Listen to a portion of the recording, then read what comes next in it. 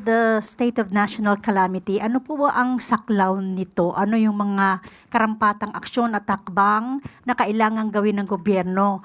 Since national ang scope niya, ibig po bang sabihin nito kahit yung mga lugar na hindi naman direktang tinamaan ng bagyo, for example, ay pwede ring magpatupad ng price freeze or yung mga tao pwedeng mag-apply for calamity loan since nga po ito ay national na?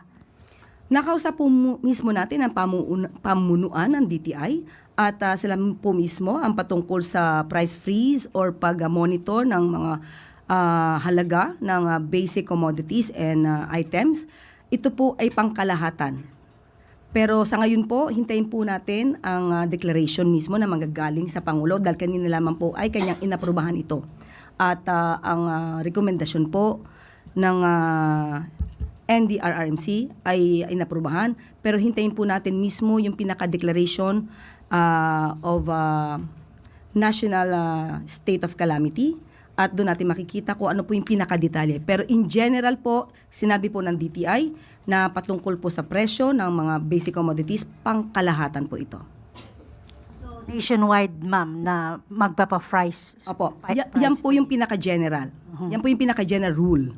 Pero hintayin po natin ang pagpapalabas po mismo ng deklarasyon na magbumula sa ating Pangulo at tignan natin po yung pinaka-detalye ng nilalaman po ng deklarasyon. Right. Ganon din po yun sa situation ng mga tao na gustong mag-apply for calamity loan, halimbawa? Depende po kung sila po ay qualified. Hindi naman po lahat ay pwede makautang kung hindi naman sila qualified member. Yeah. Thank you, ma'am. Next question.